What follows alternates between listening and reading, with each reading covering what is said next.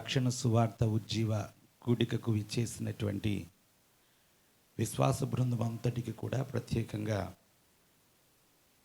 యోహాను Baptist church సంఘ బిడ్డలందరికీ, సంఘ పెద్దలకు, గ్రామస్తులకి నా ప్రత్యేకమైనటువంటి శుభాలు తెలియజేస్తున్నాను. మరి ముఖ్యముగా నన్నెంతో అభిమానించి ప్రేమతో మీ మధ్యకు ఆహ్వానించినటువంటి గొప్ప దేవుని చేతిలో బలంగా ఘనంగా వాడబడుతున్నటువంటి మీ దైవజనులు నరేష్ గారికి నా ప్రత్యేకమైనటువంటి శుభాలు తెలియజేస్తున్నాను.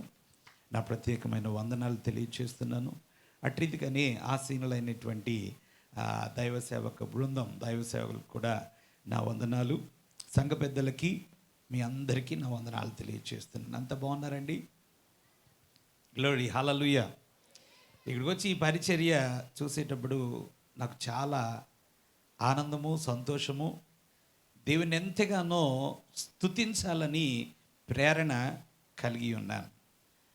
ఎందువలనగా దైవజనులు ప్రారంభించినటువంటి ఆ దినాల నుండి ఇప్పుడు ఈ స్థితిలో ఈ యొక్క విధానాన్ని, ఏర్పాట్లను చూస్తూ ఉంటే దేవుడు తన యొక్క కార్యాలను అంచెలంచెలుగా ఆయన విస్తరించి వర్ధిల్లింపజేసే దేవుడై ఉన్నాడు. గ్లోరీ, హల్లెలూయా. ఇది ఇలాగే ఉండదు, కానీ ఇంకా చాలా అద్భుతమైన రీతిలో దీన్ని హెచ్చించి అభివృద్ధి చెందడానికి దేవుడేవో ప్రత్యేకమైనటువంటి ప్రణాళిక కలిగి ఉన్నాడు. అది రాబోతున్నటువంటి దినములలో మనమందరము కూడా చూచుదుముగాక. అంతేకాకుండా దైవజనులే కాకుండా పాస్టర్ గారు ఎంతో చక్కటి ఆతిథ్యాన్ని వారి గృహంలో ఇచ్చారు. వారికి కూడా నా ప్రత్యేకమైనటువంటి వందనాలు తెలియజేస్తున్నాను. చాలా సంతోషం. ఒకసారి చేతులు పైకెత్తి హల్లెలూయా చెప్దామా? మరొక్కసారి గట్టిగా హల్లెలూయా చెప్దామా? హల్లెలూయా. సో ఇది నన్న దేవాది దేవుడు మనందరితో మాట్లాడడానికి ఇష్టపడుతూ ఉన్నాడు. మనలందరినీ కూడా దీవించటానికి ఆయన ఇష్టపడుతూ ఉన్నాడు. మనం ఎప్పుడైతే మన యొక్క మనస్సులు, మన హృదయాలు దేవునికి ఇస్తామో, ఆయన యొక్క వాక్కి మన యొక్క హృదయాన్ని ఇస్తామో, మనస్సుని ఇస్తామో, నిశ్చయముగా దేవుడు మనలను ఆశీర్వదించువాడై ఉన్నాడు. పరిశుద్ధ బైబిల్ గ్రంథంలో నుండి ఒక వాక్యాన్ని చదవాలని నేను ఆశపడుతున్నాను. 92వ కీర్తన, మనందరికీ బాగా సుపరిచితమైనటువంటి కీర్తన. 92వ కీర్తన 12వ చరణం ఒక్కసారి చదువుకుందాం. చూడండి. నీతిమంతులు ఖర్జూర వృక్షము వలె మొవ్వ వేయుదురు, లెబానోను మీద దేవదారు వృక్షము వలె వారు ఎదుగుదురు. గ్లోరీ, హల్లెలూయా. నా వెనకాల చెప్తారు మీరందరూ కూడా.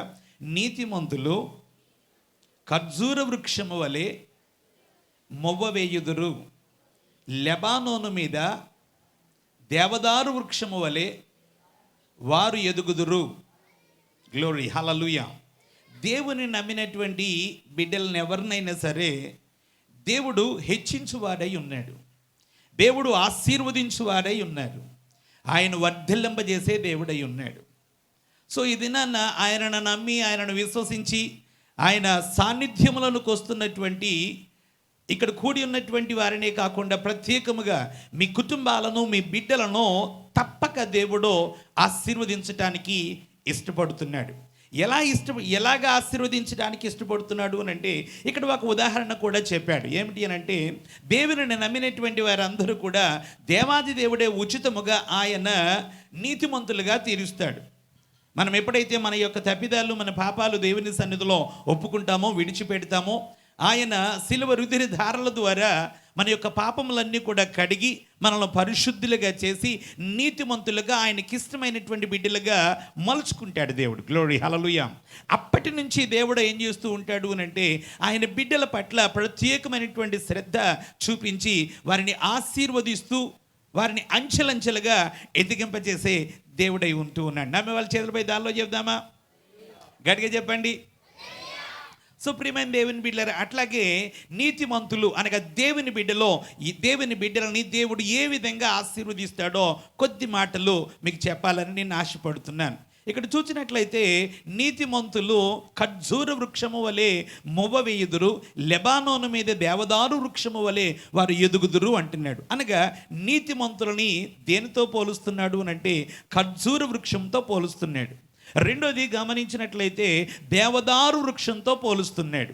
ఒకంత మనము ఈ రెండు వృక్షాలను కూడా మనం పరిశీలన చేద్దాం. ఎందుకు నీతిమంతులను ఆ వృక్షాలతో పోలుస్తున్నాడు అని అంటే వాటికి ఒక ప్రత్యేకమైనటువంటి గుణలక్షణాలు వాటికి ఉన్నాయి.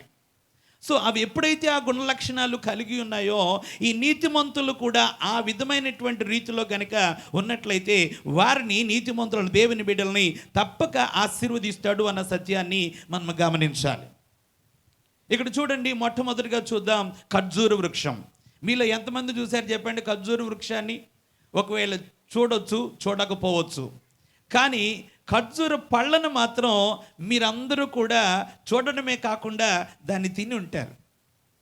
ఎందుకు అనంటే ఖర్జూర వృక్షపు ఫలాలు అవి ఎంతో మధురంగా ఉంటాయి. అవి ఇష్టపడనటువంటి వారు ఎవరు ఉండరు. నాకు చాలా ఇష్టం అన్నమాట. సో ఈ ఎంతో మధురమైనటువంటి ఫలాలను ఇచ్చేటువంటి ఆ ఖర్జూర వృక్షముతో నీతిమంతులను పోలుస్తూ ఉన్నాడు. అంటే ఒకంత మనం జ్ఞాపకం చేసుకుందాం, ఆ యొక్క ఖర్జూర వృక్షము ఎట్లా ఉంటుందో, ఏ పరిస్థితుల్లో అది ఎదుగుతుందో. ఖర్జూర వృక్షాలు అవి ఎదిగేటువంటి స్థలం చూసినట్లయితే అరేబియన్ కంట్రీస్ ఆ ప్రాంతంలో ఎంతో అద్భుతంగా వేపుగా అవి ఎదుగుతూ ఉంటాయి. అంతేకాకుండా ఎంతో విలువైనటువంటి ఫలాలను అవి ఇస్తూ ఉంటాయి. అవి ఎదిగేటువంటి స్థితిని కనుక చూసినట్లయితే మనకు చాలా ఆశ్చర్యం అనిపిస్తుంది. వాటి ఫలాలు చూస్తే చాలా మధురంగా, చాలా మెడికేటెడ్గా, అనేకులకి ఆనందాన్ని, మాధుర్యాన్ని అందించేటువంటి శ్రేష్టమైనటువంటి ఫలాలు ఇచ్చేటువంటి ఆ యొక్క ఖర్జూర వృక్షము అది ఎదిగేటువంటి విధానాన్ని చూసినట్లయితే మనకు ఆశ్చర్యం వేస్తుంది. ఎందుకు అనంటే అది ఏ ప్రాంతంలో ఎదుగుతుంది అనంటే ఎడారి ప్రాంతంలో ఆ యొక్క ఖర్జూర వృక్షాలు ఎక్కువగా ఎదుగుతూ ఉంటాయి. అంటే ఆ వృక్షము ఎదగడానికి ఉన్నటువంటి ఆ స్థలము చూసినట్లయితే మనకు చాలా ఆశ్చర్యం అనిపిస్తుంది. ఎందుకు అనంటే ఎంతో ఎడారి ప్రాంతంలో, ఏ విధమైనటువంటి నీటి వనరులు లేనటువంటి స్థలంలో, అంతేకాకుండా ఇక్కడ మీ ఏరియాలో చాలా ఎండ, దీనికంటే మించినటువంటి ఎండ ఎడారి ప్రాంతంలో ఉంటుందన్నమాట. అంటే ఎంతో భయంకరమైనటువంటి వేడి గాలిని అవి తట్టుకుంటూ, ఎంతో వాతావరణ పరిస్థితులు అనుకూలంగా లేకపోయినా, ఎంతో ప్రతికూల పరిస్థితుల్లో ఉన్నప్పటికీ కూడా ఆ ఎడారి ప్రాంతంలో చక్కటి పచ్చటి ఆకులతో, అంతేకాకుండా ఎంతో శ్రేష్టమైనటువంటి మధురమైనటువంటి ఫలాలను అది ఇస్తూ ఉంటుంది. ఆ చెట్టుని, ఆ వృక్షాన్ని దేంతో పోల్చాడు అని అంటే నీతిమంతులతో పోల్చాడు. చేతుల పై దానిలో చెప్దామా? హల్లెలూయా. సుప్రియమైన దేవుని బిడ్డలారా, నీతిమంతులు ఎప్పుడైతే అంటే నీతిమంతులకు కలుగు శ్రమలు, శోధనలు అనేకము, వాటన్నింటి నుండి తప్పించువాడో యెహోవాయే. గ్లోరీ, హల్లెలూయా. అలాగే నీతిమంతులుగా దేవుని సన్నిధిలో భయభక్తులతో ఎదుగుతున్నటువంటి వారికి ఎవరికైనా సరే ఎన్నో కష్టాలు, ఎన్నో నష్టాలు, ఎన్నో శ్రమలు వస్తూ ఉంటాయి. ఆ యొక్క నీతిమంతులకి కలుగుతున్నటువంటి శ్రమలనన్నింటి నుండి కూడా తప్పించేవాడు ఆ దేవుడైన ఇటువంటి యెహోవాయే. అందుకని నీతిమంతులు ఎన్నో నష్టాలు, ఎన్నో కష్టాలు, ఎన్నో శ్రమలు అనుభవిస్తూనే అవి ఆ ఖర్జూర వృక్షము ఏ విధముగా మంచి శ్రేష్టమైనటువంటి మధురమైనటువంటి ఫలాలను ఇస్తూ ఉంటుందో, దేవుని బిడ్డలమైనటువంటి మనము కూడా ఎటువంటి ఫలాలు ఫలించాలి అని అంటే ఇతరులకు దీవెనకరమైన, ఇతరులకి ఆశీర్వాదకరమైన, అంటే దేవుడు మెచ్చేటువంటి రీతిలో మన యొక్క గుణలక్షణాలు కనుక మనము కలిగి ఉన్నట్లయితే మన యొక్క జీవితాల ద్వారా అనేకులకు ఆనందాన్ని, సంతోషాన్ని, శ్రేష్టమైనటువంటి ఆశీర్వాదాలను అందించాలన్నదే దేవుని యొక్క ఉద్దేశమై ఉంటూ ఉన్నది. చేతుల పైకెత్తి హల్లెలూయా చెప్దాం. గ్లోరీ, హల్లెలూయా. ఎంతో క్లిష్ట పరిస్థితుల్లో, ఎంతో కష్ట పరిస్థితుల్లో, వాతావరణము ప్రతికూలముగా ఉన్నటువంటి స్థలంలో ఆ యొక్క ఖర్జూర వృక్షాలు శ్రేష్టమైనటువంటి మధురమైనటువంటి ఫలాలు ఇస్తూ ఉంటుంది. అయితే దాని గుణ లక్షణాన్ని, 2 లక్షణాలు మీకు చెప్పాలని ఆశపడుతున్నాను. ఒకటి, ఆ చెట్టును చూసినట్లయితే చాలా జాగ్రత్తగా గమనించండి. మీ అందరికీ కూడా తెలుసు, అది ఈత చెట్టులాగా ఉంటుంది. ఎలా ఉంటుందండి? ఈత చెట్టులాగా ఉంటుంది. ఆ ఈత చెట్టుకి ఎలాగైతే ఆ కొమ్మలు, బయట కొమ్మలు ఎలా ఉంటాయి చెప్పండి? చాలా స్ట్రాంగ్గా ఉంటాయి, చాలా గట్టిగా ఉంటాయి. కానీ విచిత్రం ఏమిటి అని అంటే ఆ చెట్టు లోపల భాగాన్ని చూసినట్లయితే అది చాలా మెత్తగా ఉంటుందన్నమాట. ఆ లోన ఉన్నటువంటి ఆ సాఫ్ట్ ఆ యొక్క స్కిన్ ద్వారా, లేకపోతే ఆ సాఫ్ట్ భాగము ద్వారా అది ఏం చేస్తుంది అని అంటే లోన ఉన్నటువంటి నీటిని అది పైకి లాగి సారాన్ని అంతా కూడా భూమిలో ఉన్నటువంటి సారాన్ని లాగి ఎంతో చక్కగా పచ్చగా ఏపుగా అది ఎదగడమే కాకుండా ఏమిటి అని అంటే మంచి ఫలాలను అందిస్తూ ఉంటుంది. ఉదాహరణకి ఆ యొక్క ఖర్జూరపు చెట్టు ఎంత ఎత్తు ఎదుగుతుందో మీకు తెలుసా? బైబిల్ పండితులు చెప్తారు దగ్గరగా 100 అడుగులు మించి ఎదుగుద్దట. ఎంతండి? అందుకని నీతిమంతుని దేంతో పోల్చాడు అని అంటే ఖర్జూరపు వృక్షంతో పోల్చాడు. ఈ యొక్క ఖర్జూరపు వృక్షానికి 2 లక్షణాలు చెప్పాను. ఒకటి ఏమిటంటే బయట అది ఎలా ఉంటుందో చెప్పండి, చాలా గట్టిగా ఉంటుంది. కానీ లోన ఉన్న భాగాన్ని చూసినట్లయితే అది చాలా సాఫ్ట్గా ఉంటుంది. అట్లాగే దేవుని బిడ్డలమైనటువంటి మనము కూడా ఎలా ఉండాలి అని అంటే పాపము విషయంలో కానివ్వండి, లేకపోతే సుఖభోగాల విషయంలో కానివ్వండి, శరీర సంబంధమైనటువంటి జీవిత విషయంలో కానివ్వండి, మనం ఎలా ఉండాలి అంటే చాలా స్ట్రాంగ్గా మనం ఉండాలి. ఎందువలనగా సుఖభోగాలకి మన యొక్క మనస్సుని ఇవ్వకుండా, శారీరకమైనటువంటి కోరికలకు మనము ఆ యొక్క మనస్సును పెట్టకుండా, దాని విషయంలో పాపము విషయంలో సుఖభోగముల విషయంలో మనం ఎంతైతే గట్టిగా ఉంటామో ప్రియమైన దేవుని బిడ్డలారా, దేవుని కొరకు అంత బలముగా నిలబడగలం. హల్లెలూయా, గట్టిగా చెప్దాం హల్లెలూయా. అందుకనే పరిశుద్ధ బైబిల్ గ్రంథంలో కూడా ఇశ్రాయేలీయులకు దేవుడు కొన్ని ఖండితమైనటువంటి ఆజ్ఞలు ఇచ్చాడు. ఆ ఇశ్రాయేలీయులకు ఏ విధమైనటువంటి ఆజ్ఞలు ఇచ్చాడో ఈ దినాన్ని కూడా ఎంతో చక్కగా భక్తి చేస్తున్నటువంటి మనకి కూడా అట్లాంటి శ్రేష్టమైనటువంటి ఆ యొక్క ఆజ్ఞలు మనకు కూడా ఇస్తూ ఉన్నాడు. వాళ్ళకి ఏదైతే ఖండితమైనటువంటి ఆజ్ఞలు ఇచ్చాడో ఆ ఆజ్ఞలను మనము కూడా పాటించినట్లయితే నిశ్చయముగా ఇశ్రాయేలీయులను ఆశీర్వదించినట్లు, నీతిమంతులను ఆశీర్వదించినట్లు ఇది నా దేవాది దేవుడు మన కుటుంబాలన్నింటిని కూడా ఆశీర్వదిస్తాడు. హల్లెలూయా.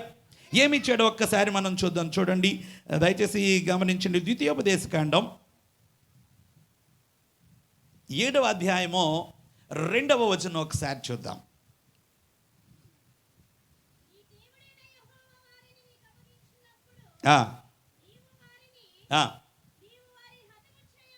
నీవు వారిని హతము చేయవలను,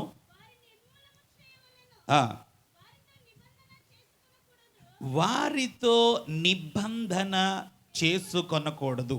గ్లోరీ హల్లెలూయా. ఎవరితో నిబంధన చేసుకోకూడదు అంటండి? ఎవరితో నిబంధన చేసుకోకూడదు అని అనగా అక్కడ దేవాది దేవుడు ఇశ్రాయేలీయులకి కొన్ని ప్రత్యేకమైనటువంటి నిబంధనలు ఇచ్చాడు. అనగా దేవుని యొక్క ప్రజలు అనగా కానాన్లో పాలు తేనెలు ప్రవహించేటువంటి ఆ యొక్క స్థలానికి తీసుకుని వచ్చినప్పుడు అప్పటికే ఉన్నటువంటి కనానీయులు ఎటువంటి వారంటే లోకానుసారముగా జీవించేటువంటి వారు.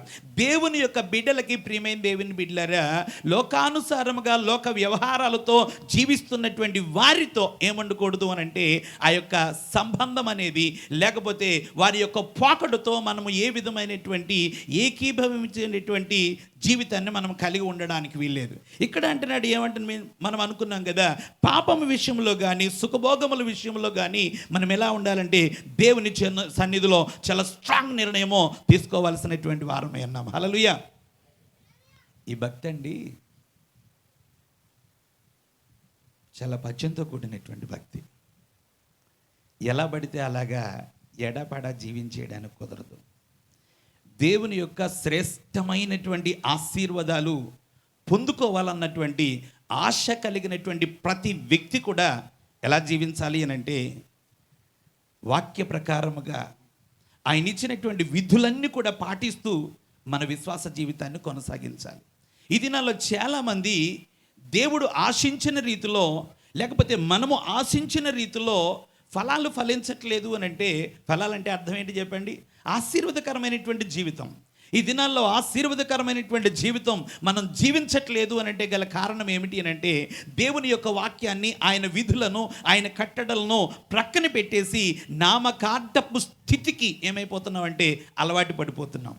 ప్రతి వారి జీవితంలో మందిరానికి వచ్చేటువంటి ప్రతి వారి యొక్క చేతిలో ఏముంటుంది అని అంటే ఏదో బైబిల్ ఒకటి ఉంటుంది. కానీ బైబిల్ చేతుల్లోనే ఉంటుంది. కానీ ఈ బైబిల్ ఎక్కడికి వెళ్ళాలి అని అంటే, ఇందులో ఉన్నటువంటి విషయాలు ఎక్కడికి వెళ్ళాలి అని అంటే మన హృదయంలోనికి వెళ్ళాలి. చేతుల పై దాల్లో చెప్దాం, గట్టిగా చెప్పండి హల్లెలూయా.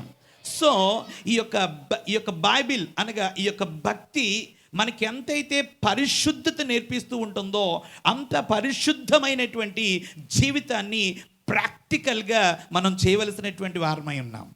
నాకు ఒక యవన బిడ్డ నాకు పరిచయం అయ్యాడు. తను చూస్తే నాకే ఆశ్చర్యం అనిపించింది.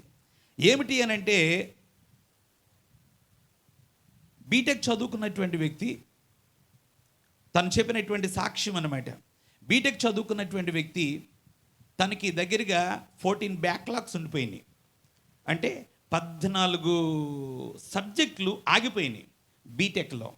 తన యొక్క జీవితం ఎంతో అగమ్య గోచరంగా ఎట్లా ఈ యొక్క సబ్జెక్ట్స్ అన్నీ కూడా నేను రికవర్ చేయాలి అని ఎంతో మదన పడుతూ ఉన్నట్ట. తన యొక్క కుటుంబం అంతా కూడా పక్కా విగ్రహారాధనతో కూడినటువంటి కుటుంబం. దేవుడంటే యేసయ్య అంటే ఏమి కూడా ఎరగనటువంటి కుటుంబం. అటువంటి వ్యక్తికి మరొక యవనస్తుడు ఏం చేశాడంటే యేసుక్రీస్తు గురించి పరిచయం చేశాడు. ఆ పరిచయం చేయడమే కాకుండా ఏమిటి అనంటే నిజంగా దేవుని యొక్క ఆశీర్వాదము మన జీవితాల్లో పొందుకోవాలి అని అంటే తాను నడవవలసినటువంటి శ్రేష్టమైనటువంటి కొన్ని మార్గాలు తనకు బోధించాడట.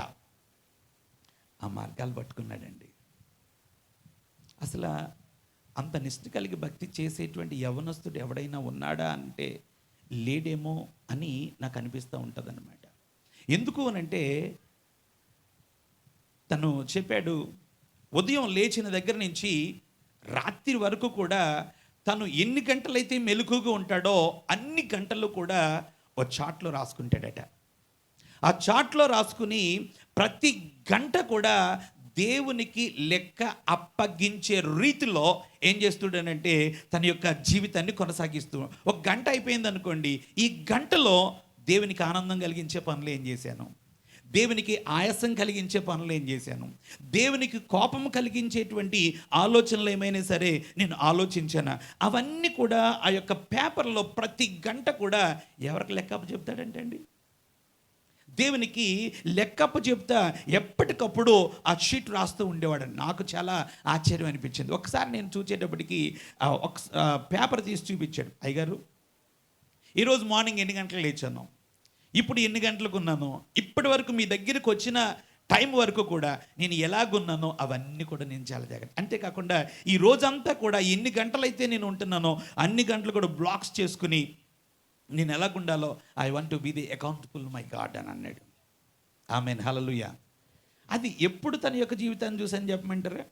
తను ఇంటర్మీడియట్ చదువుతున్నప్పుడు బీటెక్ చదువుతున్నటువంటి దినాల్లో ఒక వ్యక్తి తనకి చెప్పగా ఆ సూత్రాలు పాటిస్తూ తన యొక్క విశ్వాస జీవితాన్ని కొనసాగించాడో, తను నాకు ఎప్పుడు పరిచయం అయ్యాడు అని అంటే బీటెక్ చదువుకునేటువంటి స్టేజ్లో కాదు, అతను అమెరికాలో ఉన్నప్పుడు నాకు పరిచయం అయ్యాడు. అంటే ఏ స్థాయిలో ఉన్నటువంటి వ్యక్తిని దేవుడు ఏ స్థాయిలోకి తీసుకొచ్చాడండి. మొన్న రీసెంట్గా లాస్ట్ టైం నేను అమెరికా వెళ్ళాను అనమాట. వెళ్ళినప్పుడు డల్లస్లో తను ఉంటాడు. అప్పుడు నాకు ఇక్కడికి వచ్చినప్పుడు మాట్లాడేటప్పుడు అప్పుడు ఇంకా ఇల్లు కొనుక్కోలేదన్నమాట. మొన్న 3 కోట్లు పెట్టి ఇల్లు కొనుక్కున్నాడు. ఎన్ని కోట్లండి? ఎవరు? 15 సబ్జెక్టులు బీటెక్లో బ్యాక్లాగ్ అయిపోయినటువంటి ఆ యొక్క వ్యక్తిని, తన యొక్క నిష్ఠ కలిగినటువంటి పరిశుద్ధమైన పవిత్రమైన జీవితాన్ని జీవించేటువంటి ఆ వ్యక్తిని దేవుడు విడిచిపెట్టాడా? చెప్పండి అమ్మా. మొన్న వెళ్ళినప్పుడు డల్లాస్లో వెళ్ళినప్పుడు, నాన్న నువ్వు ఎక్కడున్నావు అని అంటే, నేను మీకు ఒక 23 కిలోమీటర్ల దూరంలో మైల్స్లో నేను ఉన్నానండి, మీరు ఎక్కడున్నారో చెప్పండి, నేను మిమ్మల్ని పికప్ చేసుకుంటాను అన్నాడు. వెంటనే తను వచ్చి పికప్ తీసుకుని వెళ్ళాడు. తీసుకుని వెళ్తే ఆ ఇల్లు చూసేటప్పటికి నాకు ఆశ్చర్యం అనిపించింది. మన ఇండియన్ మనీతో క్యాల్కులేట్ చేస్తే దగ్గరగా 3 కోట్ల రూపాయలు విలువ చేసేటువంటి ఓ అద్భుతమైనటువంటి ఇల్లు అనమాట. తన యొక్క రూమ్స్ అన్నీ కూడా చూపిస్తే, పాస్టర్ గారు ఇదిగోనండి ప్రేయర్ హాల్, ఇది ప్రేయర్ రూమ్, ఇది. ఒక్కొక్కసారి ఈ ప్రేయర్ రూమ్లోకి వస్తే అసలు ఎన్ని గంటలు కూర్చుంటానో నాకు తెలియదండి. అలాగే గంటలు అయిపోతూ ఉంటాయండి. తనంటాడు, దేవునికి ఒక్క మాట చెప్పకుండా నేను ఏ పని చేయనండి. గడప దాటి నేను బయటికి వెళ్ళను దేవుడికి చెప్పకుండా. మీరు రమ్మన్నారా, నేను దేవుని దగ్గర అడిగే వచ్చా, నాయనా ఆయన వచ్చారు, వెళ్ళమంటావా వద్దా? అతను మాత్రమే కాదు, మీరు తర్వాత మీరు నాకు చెప్పండి, నేను వాళ్ళది ఫోటోలు తీసి మీకు చూపిస్తా. ఏం ఫోటోలు తీసారో చెప్పమంటారా? తినే కాదు కానీ తిని ఎలాగైతే ఆ గంట అకౌంటబుల్గా ఉదయం లేచిన దగ్గర నుంచి పడుకునే వరకు కూడా ఎలాగైతే ప్రతి గంట లెక్క చెప్పే రీతిలో తన లైఫ్ను కొనసాగిస్తున్నాడో వాళ్ళ ఒక షీట్ ఉంటుందన్నమాట. అదే జీవితాన్ని ఆ పాప కూడా కలిగి ఉంది. చాలా ప్రాక్టికల్గా దయచేసి ఎవరిని బిడ్డలు మీరు అందరూ వినండి. అంటే వాళ్ళ మిస్సెస్ కలిగి ఉందన్నమాట. అంటే తిని ఎలాగైతే నిష్ట కలిగి ప్రతి గంట క్యాలిక్యులేటెడ్గా దేవుని క్యాలిక్యులేటెడ్గా తన జీవితాన్ని గడుపుతున్నాడో సేమ్ అదే లెక్క ప్రకారంగా తన ఇంట్లో కూడా ఒక ప్యాడ్ ఉంది. ఆ ప్యాడ్ మీద ఆ గంటలన్నీ కూడా రాసింది, తను కూడా రాస్తుంది. అమ్మ ఒకసారి చూపించరు, ఊరిని ప్రాక్టికల్గా నాకు కావాలని చెప్పి ఒక ఫోటో కూడా తీసుకున్నాను. తినే కాకుండా ఏం చేస్తుందండి, తను కూడా అదే విధమైనటువంటి భక్తి చేస్తూ ఉంది. అంతా అయిపోయిన తర్వాత అమ్మ నెక్స్ట్ టైము పెళ్ళి చేసుకుని 5 సంవత్సరాలు అయింది. ఎవరు? వాళ్ళిద్దరూ పెళ్లి చేసుకుని ఎన్ని సంవత్సరాలు అయిందండి? పిల్లలు లేరు. అప్పుడు నేను అన్నాను, అమ్మా మళ్ళీ నేను నెక్స్ట్ టైం వచ్చేటప్పటికి దేవుడు నీకు తప్పకుండా బిడ్డల్ని ఇస్తాడమ్మా, అదే నా ఆశ, నేను ప్రార్థన చేస్తాను రా అని అన్నా. చాలా జాగ్రత్తగా వినాలి. అంటే వెంటనే ఆ బిడ్డ ఏముందో చెప్పమా, పాస్టర్ గారు వద్దండి, నేనే ఎప్పుడు అడగలేదండి యేసయ్యని. ఏంటంట? నేనే ఎందుకు అనంటే ఆల్రెడీ ఆయన నాకు ఇచ్చేసాడండి, కానీ ఆయన టైంలో నాకు ఎప్పుడు కావాలో అప్పుడు ఇస్తాడండి, చూపిస్తాడు, ఇస్తాడు. చేతులు పెద్ద హల్లో చెప్దామా? అంటే నేనేం చెప్పాను, వాళ్ళ విశ్వాసం చూడండి ఎంత ఉందో. అంటే నేను నా అక్కర్ల కొరకు నేను అడగనండి, నాకు బిడ్డలు కావాలో నాకు బిడ్డలు వద్దో అది ఎవరికి తెలుసు? అది నా దేవునికి తెలుసు. అందుకని నేను ఎప్పుడు కూడా నేను అడగనండి. మీరు కూడా ప్రార్థన చేయగల, ఎప్పుడైతే నాకు కావాలని నా దేవుడు అనుకుంటాడో తప్పకుండా ఆ గడికి నాకు ఇస్తాడు. ఇప్పటి వరకు కూడా నా నిమిత్తమే నేను దేని కొరకు ప్రార్థన చేయలేదు, కానీ 24 గంటలు కూడా ఏదో ఒక విధంగా ఆయనతో కనెక్షన్లోనే ఉంటాను, ఆయనతో మాట్లాడుతూనే ఉంటాను, ఆయన వాక్యాన్ని ధ్యానం చేస్తూనే ఉంటాను. కానీ నా అక్కరల నిమిత్తమై నేను ఎప్పుడు కూడా నా యేసయ్యకి నేను ప్రార్థన చేయలేదండి. చేతుల బైదాల్లో చెప్దాం, గట్టిగా చెప్పండి హల్లెలూయా. నేను ఎందుకు చెప్తున్నానంటే ఈ మాట, ప్రియమైన దేవుని బిడ్డలారా, మనం ఎంతైతే ఈ యొక్క విశ్వాస జీవితాన్ని ప్రాక్టికల్గా జీవిస్తామో తప్పకుండా దేవుడు మన యొక్క జీవితాలను, మన యొక్క కుటుంబాలని ఆశీర్వదించే దేవుడై ఉన్నాడు. హల్లెలూయా. విచిత్రం ఏమిటి అని అంటే, మొన్న ఫోన్ చేశారు వాళ్ళ మామగారు ఫోన్ చేస్తే చెప్పినటువంటి మాట ఏమిటంటే, మా పాపకి, మా మనవరాలకండి 4వ మాసం అండి అని చెప్పింది. చెల్లిపై దానిలో చెప్దామా? అంటే ప్రియమైన దేవుని బిడ్డలారా, మనకి ఏ గడియలో ఏది అవసరమో ఆయన తప్పకుండా అనుగ్రహిస్తాడు. అయితే మనం ఏం చేయాలి అని అంటే, మన ఈ భక్తి ఎలా ఉండాలి అని అంటే, ఏదో నామకార్థమైనటువంటి భక్తిగా కాకుండా ఆయన మెచ్చే రీతిలో మనం ఎప్పుడైతే భక్తి చేస్తామో ఆయన మనలను హెచ్చించే దేవుడై ఉన్నాడు. హల్లెలూయా. ఆయన మనలను అనాథగా విడిచిపెట్టే దేవుడు కాదు. మనకున్నటువంటి బాధలను బట్టి, వేదనతో, దుఃఖముతో మన యొక్క జీవితాన్ని కొనసాగించవలసినటువంటి పని లేదు. ఆయన ఆశించిన రీతిలో మనం ఎప్పుడైతే భక్తి చేస్తామో, పాపానికి దూరంగా ఉంటూ, అంతేకాకుండా లోక ఆచారాలకు, లోక పద్ధతులకు, లోక వ్యవహారాలకు మనం దూరంగా ఉంటూ, దేవుని యొక్క వాక్యానుసారముగా పరిశుద్ధముగా మన విశ్వాస జీవితాన్ని ఎప్పుడైతే కట్టుకుంటామో, ప్రియమైన దేవుని బిడ్డలారా, నిశ్చయముగా దేవుడు మనలను ఆశీర్వదించేవాడై ఉన్నాడు. హల్లెలూయా. ఒకటి ఏమిటి అని అంటే, ఖర్జూరపు వృక్షము ఏంటంటే అది ఎంతో అద్భుతంగా ఎదుగుతుంది. ప్రతికూల వాతావరణంలో అది ఎదుగుతుంది. అది బాహ్యంగా బయటికి ఎలా ఉంటుందో చెప్పండి, అది చాలా గట్టిగా ఉంటుంది. చెప్పాలి అందరూ. మనం ఎలా ఉండాలి? గట్టిగా ఉండాలి. చెప్పాలి. దేని విషయంలో? పాపము విషయంలో, సుఖభోగముల విషయంలో మనం తీసుకున్నటువంటి ఆ తీర్మానం, దేవుని దగ్గర అనుకున్నటువంటి, దేవుని దగ్గర చేసుకున్నటువంటి ఆ ఒప్పందము, ప్రియమైన దేవుని బిడ్డలారా, అది ఎంత కష్టమైనా, అది ఎంత నష్టమైనా, అది మనకి ఎంత బాధను, శ్రమను తీసుకుని వచ్చినప్పటికీ కూడా దేవుని దగ్గర మనం పెట్టుకున్నటువంటి ఒట్టు కానివ్వండి, దేవుని దగ్గర మనం తీసుకున్నటువంటి ఆ తీర్మానము, నిర్ణయము కానివ్వండి, దాన్ని కొనసాగించే విషయంలో గట్టిగా ఉందుముగాక. గ్లోరీ, హల్లెలూయా. రెండోది, అది లోన ఎలా ఉంటుందంటే అండి, చాలా మెత్తగా ఉంటుందట. లోన్ ఎలా ఉంటుంది? లోన్ ఏముందండి మనకి? లోన్ ఏముంది? గుండె కదా, హృదయం ఉంది కదండి. ఈ హృదయం ఎలా ఉండాలి? రాతి లాంటి నీ హృదయమును తీసి నీ గుండెని ఏం చేస్తానన్నాడండి? మాంసపు ముద్దగా చేస్తానన్నాడు. కానీ చాలామంది యేసయ్యను నమ్మి, యేసయ్యను విశ్వసించి సన్నిధిలోనికి వస్తే ప్రతి ఆదివారము కూడా దైవజనులు చెప్పేటువంటి శ్రేష్టమైనటువంటి మాటలు వింటూ ఉన్నప్పటికీ కూడా దేవుడు ఆశించిన రీతిలో మన హృదయాల్లో, చాలామంది హృదయాల్లో ఉండడం లేదు. వారి హృదయాలు ఇంకా ఎట్లా ఉంటున్నాయి చెప్పండి? రాతిలాగా, మొండిగా, బండగా, కఠినంగా ఉంటూ ఉన్నాయి.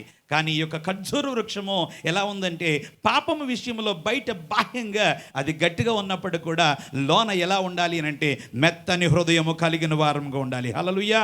కీర్తనకారుడు చక్కటి మాట ఏంటంటే 112వ కీర్తన 4వ చరణం, దయచేసి చూడండి, క్విక్ చదవండి. 112వ కీర్తన 4వ చరణం.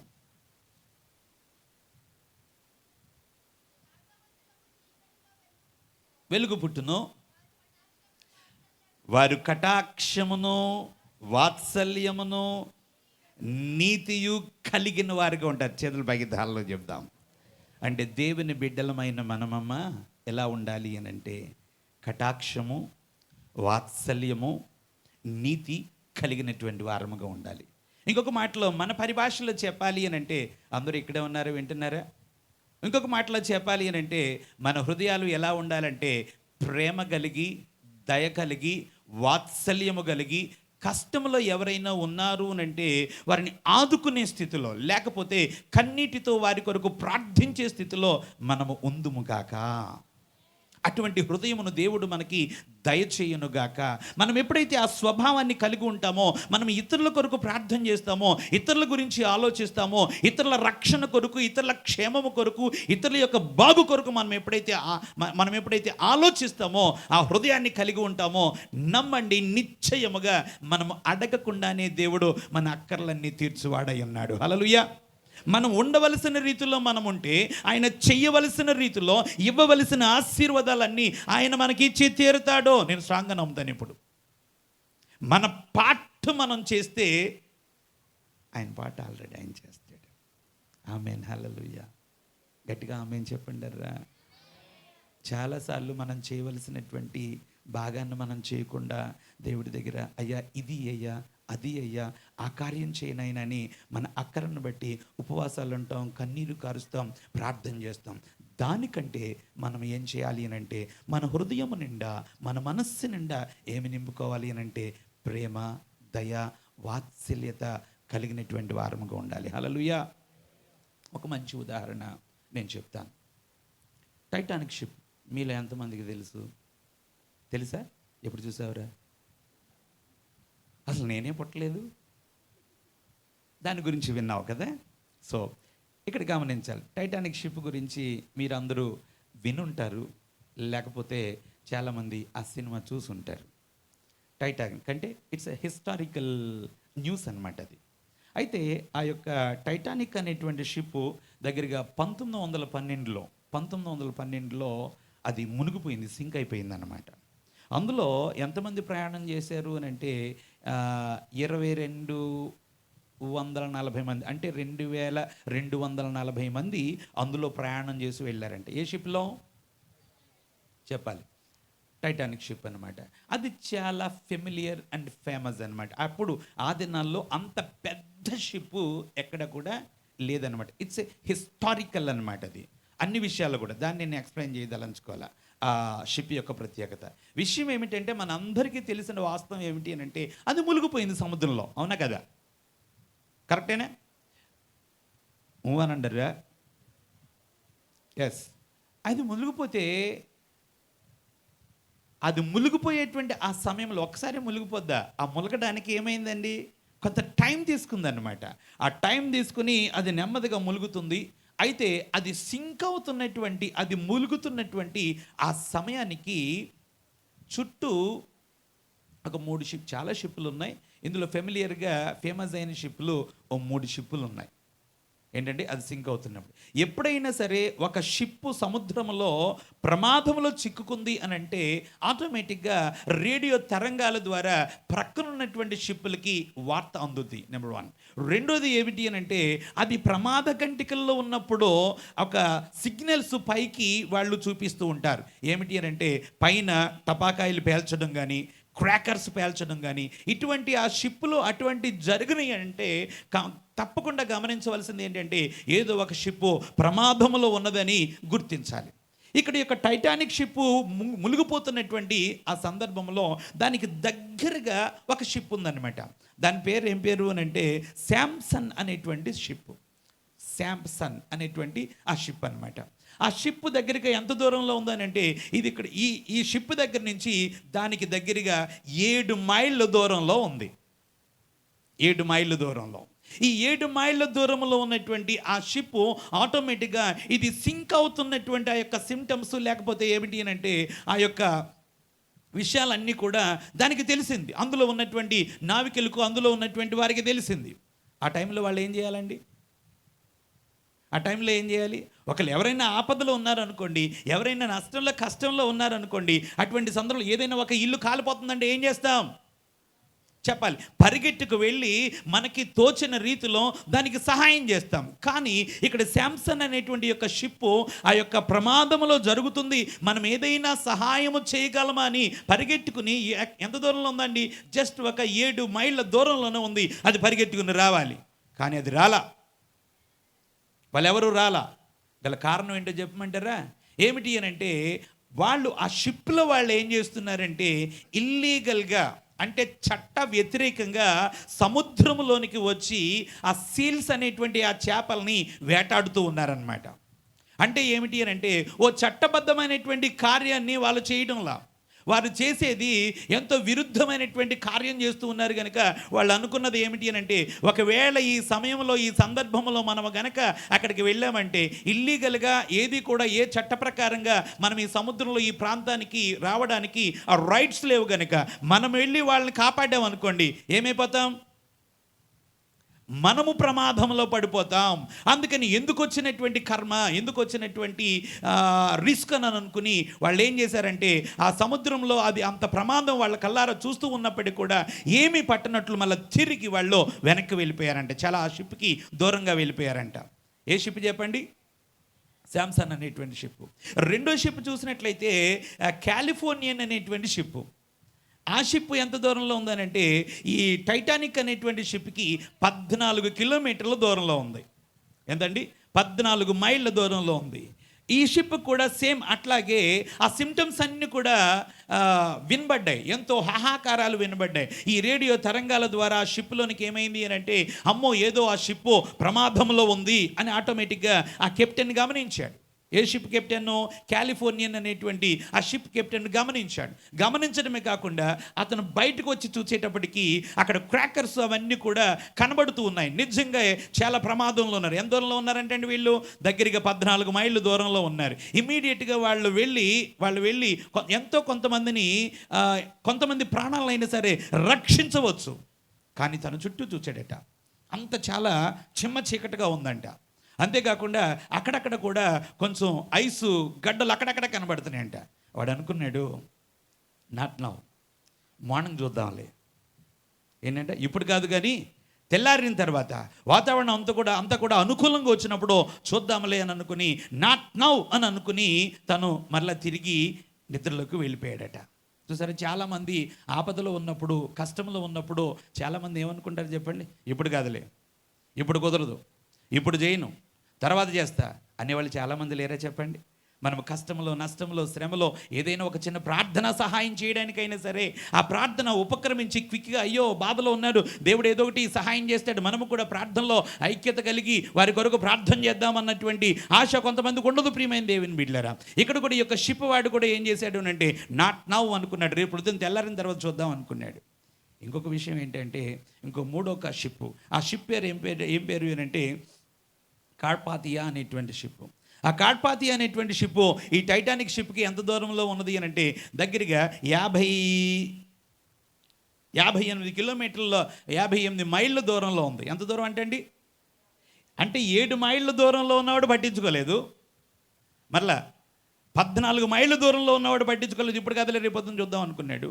కానీ 58 మైళ్ళ, మన మాట విన్నారా, 58 మైళ్ళ దూరంలో ఉన్నటువంటి ఆ యొక్క షిప్కి ఈ శబ్ద తరంగాలు రావడం వల్ల ఎప్పుడైతే ఈ యొక్క కెప్టెన్ ఆ శబ్ద తరంగాలు విన్నాడో ఇమ్మీడియట్గా తనలో ఒక విధమైనటువంటి ఆవేదన, అయ్యో వారు ఎవరో ఆపదలో ఉన్నారు, వారి కష్టంలో ఉన్నారు, వారి శ్రమలో ఉన్నారు, అక్కడ ఆహాకారాలన్నీ కూడా వినబడుతున్నాయి, ఎంత ప్రమాదంలో ఉన్నారో అని అనుకుని ఎంతగానో భయపడిపోయి ఇమ్మీడియట్గా తను చేసింది ఏమిటి అని అంటే మోకరించి ప్రార్థన చేశాడంటే అండి. చేతుల పై దానిలో చెప్దామా? ఎంత దూరంలో ఉన్నాడు? 58 మైళ్ళ దూరంలో ఉన్నటువంటి ఆ నౌక నావికుడు, కార్పాతియా అనేటువంటి ఆ యొక్క నౌక యొక్క నావికుడు ఇమ్మీడియట్గా మోకరించి, యేసయ్యా వారిని కాపాడండి అయ్యా, వారిని రక్షించండి అయ్యా అని చెప్పేసి ఆ ప్రార్థన చేసి హుటాహుటిన బయటకు వచ్చి చూస్తే చాలా దట్టమైనటువంటి పొగమంచు కప్పేసి ఉందంట. ఎక్కడ పడితే అక్కడ ఐస్ బర్గ్స్ అన్నీ కూడా కనబడుతున్నాయంట. అయినప్పటికీ కూడా తను ఎంత స్పీడ్గా వెళ్ళగలడో అంత స్పీడ్లో ఆ యొక్క షిప్ని చాలా స్పీడ్గా రన్ చేసాడట. ఎక్కడికండి?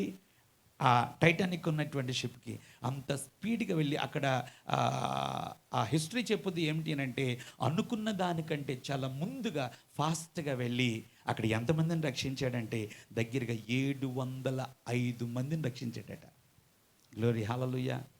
ఎక్కడున్నాడండి? ఎంతో దూరంలో ఉన్నాడు. నాకెందుకు పట్టిందిలే, తర్వాత చూద్దాంలే అని అనుకోలేదు ప్రియమైన దేవుని బిడ్డలారా. 58 మైళ్ళ దూరంలో ఉన్నటువంటి అతను ఎక్కడో ఆ శబ్దాలు వినబడితే ఆ శబ్దాలకు స్పందించి తను రిస్క్లో ఉన్నప్పుడు కూడా తన యొక్క షిప్ని చాలా స్పీడ్గా అక్కడికి నడిపించి అక్కడ ప్రాణాపాయ గండంలో ఉన్నటువంటి అందులో ఉన్నటువంటి దగ్గరగా 7,005 మందిని రక్షించగలిగాడు. గ్లోరీ హల్లెలూయా. అతనికి ఏ హృదయం ఉందో చెప్పండి? మెత్తని హృదయం, దేవుని హృదయం, స్పందించే హృదయం, సహాయపడేటువంటి హృదయం. గ్లోరీ హల్లెలూయా. దేవుని బిడ్డలమైనటువంటి మనకి ఆ విధమైనటువంటి స్వభావం కలిగి ఉండాలమ్మా. అంతేగాని బైబిల్ పట్టుకున్నంత మాత్రాన కాదు, దేవుని యొక్క మందిరానికి వచ్చినంత మాత్రాన కాదు, నామకార్థపు స్థితి కాదు. ఇక్కడ నీతిమంతుని ఎవరితో పోలుస్తున్నాడు చెప్పండి? ఖర్జూర వృక్షంతో పోలుస్తున్నాడు. ఈ యొక్క ఖర్జూర వృక్షం ఏమిటంటే బయటికి గట్టిగా ఉన్నప్పుడు కూడా ఏ పురుగులు కూడా లోనకి ఎంటర్ కాకుండా దానికి బాహ్యంగా ఉన్నటువంటి ఆ యొక్క చర్మం ఎలా ఉంటుందంటే చాలా స్ట్రాంగ్గా ఉంటుంది. ఏ పురుగు కూడా, ఏ చెదలు కానీ పురుగు కానీ లోనకి ఆ చెట్టుకి హాని కలిగించకుండా ఎంతైతే స్ట్రాంగ్గా ఉంటుందో అట్రీతిగానే మన విశ్వాస జీవితానికి, మన ఆత్మీయ జీవితానికి ఏ విధమైనటువంటి చెదలు కానీ పురుగులు కానీ పట్టకుండా, లేకపోతే ఆత్మీయతను కోల్పోకుండా ఉండడానికి మనం కూడా ఎలా ఉండాలి అని అంటే పాపం విషయంలో కానీ లేకపోతే ఈ యొక్క బాహ్య సంబంధమైనటువంటి విషయాల్లో కానీ మనం చాలా స్ట్రాంగ్గా ఉండవలసిన వారమైనాం. అట్లాగే లోన ఏ విధముగా అది మెత్తని యొక్క స్థితిని కలిగి ఉంటుందో మనము కూడా మంచి మెత్తని గుండె కలిగినటువంటి వారమై ఇతరులకి సహాయపడేటట్లు, ఇతరులకి మేలు కలిగేటట్లుగా ఎంతో ప్రేమ, జాలి, దయ కలిగి ఉండాలని దేవుని యొక్క వాక్యం చెప్తుంది. గ్లోరీ హల్లెలూయా. నీతిమంతులు ఎలా ఎదుగుతారంటే అండి, ఖర్జూర వృక్షము వలె వారు ఎదుగుదురు.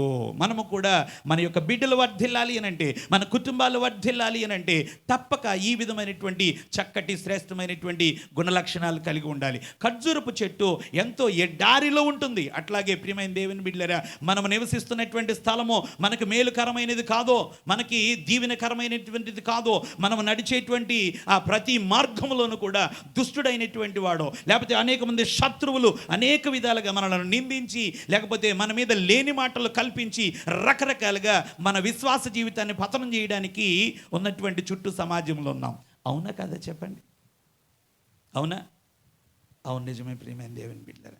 అందుకని మత్తయి సువార్తలో యేసుక్రీస్తు ప్రభువారు ఒక మాట అంటాడు, నా నిమిత్తము జనులు మిమ్మును నిందించి హింసించి మీ మీద లేని చెడ్డ మాటల్లా పలుకున్నప్పుడు మీరు ధన్యులు.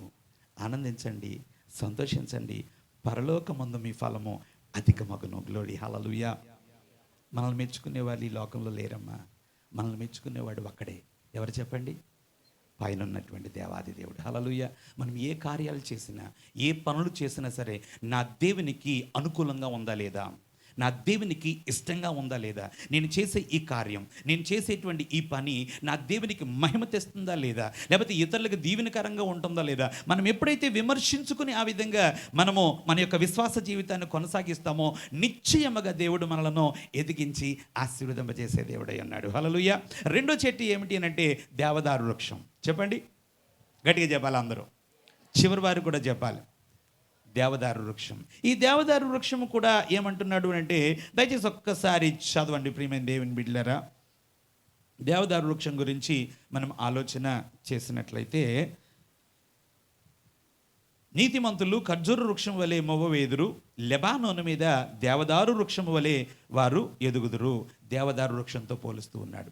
దేవదారు వృక్షానికి ఓ ప్రత్యేకత బైబిల్ గ్రంథంలో ఉంది. దేవదారు వృక్షాన్ని ఎంతో చక్కగా వర్ణిస్తూ రాస్తూ ఉన్నాడు. ప్రత్యేకంగా ఈ యొక్క దేవదారు వృక్షము ఎక్కడుంటుందో ఒక్కసారి మనం చూద్దాం. చూడండి, దేవదారు వృక్షం సంఖ్యాకాండము 24వ అధ్యాయము 6వ వచనం.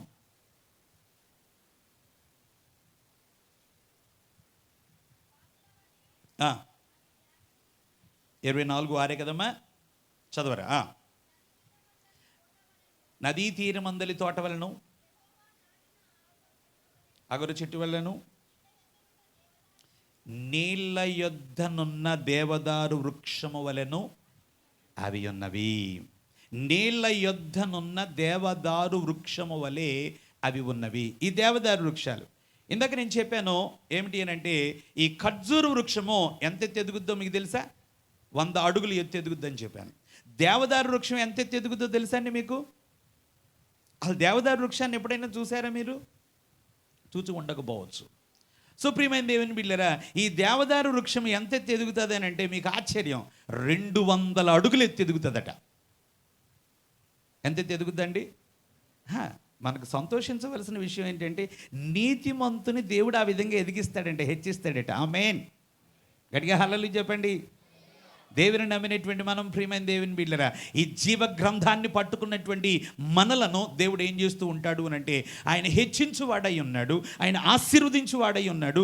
ఆయన అంచెలంచెలుగా ఇస్సాకుని ఏ విధంగా అభివృద్ధి చేశాడో ప్రియమైన దేవుని బిడ్డలారా, ఆ విధంగా మనలను హెచ్చించటానికి ఇష్టపడినటువంటి దేవుడై ఉన్నాడు. గ్లోరీ, హల్లెలూయా. ఇస్సాకు ఎలాగ ఎదిగాడంటే అండి, క్రమక్రమముగా వర్ధిల్లుతూ వచ్చాడట. క్రమక్రమంగా. ఈ దినాల్లో దేవుని మందిరానికి ఒక వారం వచ్చామనుకోండి, నెక్స్ట్ వారం ఏదో ఒక మేలు జరిగిపోవాలి. ఈ దినాల్లో దేవుని మందిరానికి ఒక 4 రోజులు వచ్చామనుకోండి, పాస్టర్ గారు వచ్చే నెల ఏం జరగాలి? ఏదో ఒక మేలు జరగాలి. ఈ దినాన్న రకరకాలుగా ఇన్స్టెంట్ కాఫీలు, లేకపోతే ఇన్స్టెంట్ ఫుడ్, ఇవన్నీ కూడా వచ్చేసినాయి. ఇమ్మీడియట్గా ఏం కష్టపడకుండానే దోశలు కానీ, బిర్యానీలు కానీ, ఉప్మాలు కానీ, ఏంటండి చపాతీలు కూడా ఇన్స్టెంట్ అనమాట. ఈ పొరాటాలు కూడా ఏమిటి అని అంటే ఇన్స్టెంట్. అట్లాగే మనకు కూడా సన్నిధిలోకి వస్తే, దేవుని మందిరంలోకి వస్తే ఆశీర్వాదాలు ఎలా రావాలి? ఇన్స్టెంట్ ఆశీర్వాదాలు రావాలి. కానీ దేవుని యొక్క వాక్యం చెప్తుంది ప్రియమైన దేవుని బిడ్డలారా, అన్ని అవసరతను బట్టి ఆయన స్పాట్లో కార్యాలు చేసే సందర్భాలు కొన్ని ఉన్నాయి. లేకపోతే మన యొక్క విశ్వాసాన్ని, మన భక్తిని చూసి దేవాది దేవుడు ఏం చేస్తాడు అని అంటే, క్రమక్రమముగా ఆయన ఆశీర్వదించే దేవుడై ఉన్నాడు. హల్లెలూయా. అట్రీతిగానే ఆయన నమ్మినటువంటి బిడ్డలమైనటువంటి మనము దుఃఖంతో ఉండాలని, వేదనతో ఉండాలని, కష్టాలతో ఈ యొక్క విశ్వాస జీవితాన్ని కొనసాగించాలి అని అన్నది దేవుని ఇష్టమే కాదు. ఒక మాట అంటాడు, ఇశ్రాయేలును దీవించుట యెహోవా దృష్టికి మంచిది. ఏంటంటే ఇశ్రాయేలును దీవించుట యెహోవా దృష్టికి మంచిది. మనమందరము కూడా ఎవరము అనంటే నూతన నిబంధన ఇశ్రాయేలు జనాంగం. గ్లోరీ, హల్లెలూయా. సో ఆయనను నమ్మి, ఆయనను విశ్వసిస్తున్నటువంటి మనల్ని కూడా, నువ్వు ఏ స్థితిలో ఉన్నా, ఏ స్థాయిలో ఉన్నా, ఎటువంటి స్థితిగతుల మధ్యలో ఉన్నా సరే, దేవుని నమ్మి, దేవుని విశ్వసించి ఆయన సన్నిధిలోకి అడుగు పెడుతూ ఉంటే, నీ పట్ల దేవుడు కలిగి ఉన్నటువంటి ప్రణాళిక, ఉద్దేశం ఏమిటి అని అంటే, నువ్వు క్రమక్రమముగా వర్ధిల్లుతూ ఉండాలన్నదే దేవుని యొక్క ఉద్దేశం. ఆమేన్. నేను కూడా అట్లాగే, నాయన నన్ను హెచ్చించయ్యా, నన్ను ఆశీర్వదించయ్యా, ఎలా ఉండాలో చెప్పు, నేను అలా ఉంటాను అని చెప్పి ఎప్పటికప్పుడు విశ్వాస జీవితాన్ని కనుక మనం సరిచేసుకున్నాం అనుకోండి, దేవుడు అంచెలంచెలుగా ఆశీర్వదిస్తాడు. ఇది నన్ను మీ మధ్యలో ఇలా దేవుని మాటలు చెప్తున్నాను అని అంటే, ఇది నన్ను నేను చాలా దేశాలకి తిరిగాను. సింగపూర్ కానివ్వండి, మలేషియా కానివ్వండి, సౌత్ కొరియా 2 సార్లు వెళ్ళాను. దుబాయ్ కానీ, అమెరికా 2 సార్లు వెళ్ళాను. అలా వెళ్ళడానికి నాలో ఏ విధమైనటువంటి ఎబిలిటీ, కెపాసిటీ, క్యాపబిలిటీస్ ఏమీ లేవు. అంతేకాకుండా అమెరికా వెళ్ళడానికి వీసా పొందుకోవడానికి కావలసినటువంటి ఎలిజిబిలిటీస్ ఏమీ లేవు. ఒక్కటే ఏంటో చెప్పమంటారా? ప్రార్థన. గ్లోరీ హల్లెలూయా. ప్రతి విషయంలోనూ కూడా ప్రార్థిస్తాను ఆశతో. ఆ ప్రార్థన ఆలకించి దేవుడు తప్పకుండా కార్యం చేస్తాడు. దేవుడు మనల్ని హెచ్చించాలి అని అంటే, దేవుడు మనల్ని ఆశీర్వదించాలి అని అంటే భక్తి అనేది మనకు చాలా ప్రాముఖ్యం. ఒకటి, హోషేయ రాసిన గ్రంథం 4వ అధ్యాయం 6వ వచనంలో దేవుడు ఒక మాట చెప్పి బాధపడుతున్నాడు. చదవండి ఒకసారి. హోషేయ గ్రంథం 4వ అధ్యాయం 6వ వచనం.